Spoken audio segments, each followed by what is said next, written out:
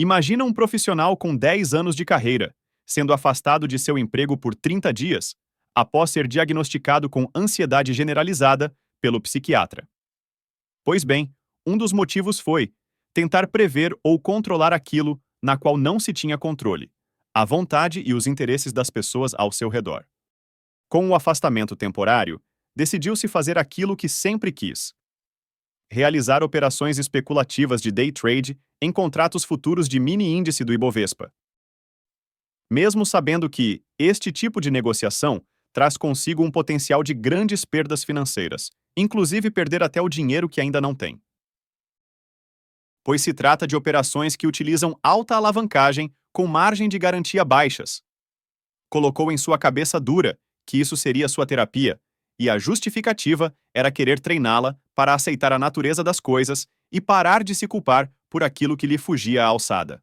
E assim, baseado em técnicas de especulação que aprendeu com traders profissionais, tais como André Moraes, Igor e Bo Williams, se decidiu posicionar-se apenas naqueles momentos em que o mercado ativava o sinal de acordo com aquilo que acreditava ser o certo a fazer.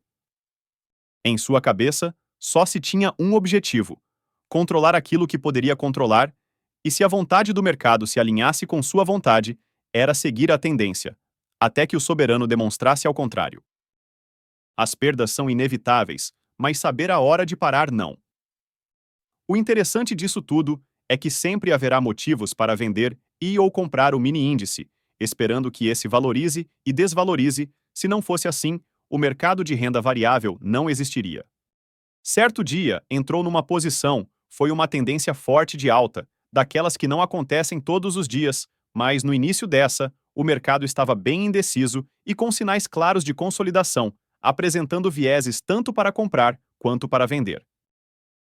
Dessa maneira, logo pensou: de acordo com esta consolidação, vou comprar neste ponto e ir ajustando o risco, caso o mercado faça aquilo que não está alinhado ao meu interesse. Pois bem, o mercado foi na direção do ponto de compra e rompeu, agora posicionado e sabendo que o mercado tinha tantos outros motivos para ir contra, foi ajustando o risco.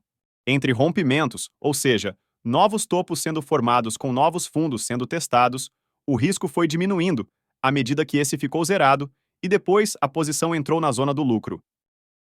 Agora, aliviado e sabendo que pelo gerenciamento de risco a posição já era vitoriosa, decidiu-se continuar firme, pois pensou: é raro ver o mercado seguir com precisão o que se vê nos livros de análise técnica. Já que o mercado quer seguir dessa forma, deixa rolar para ver se o preço chega na lua. Em seguida, uma situação inusitada surgiu: a energia elétrica caiu. Estando posicionado no lucro, mas sem saber o que o mercado estava fazendo, a ansiedade bateu. Em situações como essas, apesar de ter configurado o risco da posição, o mesmo ainda não pode ter sido enviado para o servidor da corretora, estando apenas localmente na memória do notebook. Isso abriria a possibilidade do mercado se desalinhar com a estratégia, causando um prejuízo incalculável em uma posição vencedora, pois o risco da posição não poderia ser acionado conforme planejado. Sendo assim, tentou se conectar utilizando o celular na internet 4G para rotear ao notebook e fechar a posição. Mas por morar numa cidade pequena, no interior de São Paulo, a queda de energia afetou também o sinal de internet enviado pela torre. Próximo passo foi tentar sair de carro com o notebook e o celular, em busca de sinal de internet na cidade vizinha. Nem que isso lhe custasse o pedágio de ida e volta, mas ao apertar o botão do controle para abrir o portão da garagem, lembrou que precisava da energia elétrica. Que saco! Outra forma de contornar o incidente era desvincular o portão do motor elétrico. Sendo assim, procurou-se a chave adequada, para deixá-lo abrindo de forma manual, mas não havia nenhuma que atendesse àquela situação.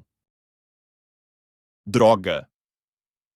Não tinha mais nada que pudesse fazer, a não ser esperar que a energia e a internet voltassem simultaneamente. Depois de cerca de 20 minutos, a energia voltou, só que a internet não atendeu à mesma expectativa. Ligou o carro, abriu o portão e foi em direção à cidade vizinha, em busca de sinal. Estrada complicada, de pista simples, 11 horas da manhã, com muitos caminhões. Depois de percorrer 10 quilômetros, Parou em frente de um posto, mas a torre próxima não estava mandando sinal. E assim, reiniciou o celular e continuou a viagem. Outra torre à vista! Parou o carro no acostamento e constatou que havia sinal, mesmo que este estava fraco. Ligou o roteamento no celular, abriu o notebook, digitou a senha, abriu a plataforma de negociação e esperou cerca de 1 minuto para que essa pudesse sincronizar os dados com o servidor da corretora. Ufa! Lá estava a posição aberta, com o risco da posição desatualizado num fundo anterior. Neste período de tempo, o mercado tinha continuado a tendência de alta, ou seja, renovou um topo e um fundo mais altos que os anteriores. Fundo este que deveria ser o risco atualizado da posição. Este risco seria acionado, mas não foi. Sendo assim, vendo que o mercado já não estava dentro da estratégia, decidiu-se fechar a posição com um pouco de perda em relação ao risco atualizado. No entanto, com um baita lucro, digno desta história. Foram 1.170 pontos, ou seja, R$ 234, com apenas um contrato de mini índice. Claro que neste dia, valeu a pena todas estas situações não controladas. O dia terminou com uma bela vitória. Não porque o trader sabia para onde o mercado iria, mas porque o mercado decidiu alinhar-se com aquilo que acreditou e superou. Mas isso poderia ter sido diferente, com um baita prejuízo na cabeça, por conta daquilo que não se tem o controle.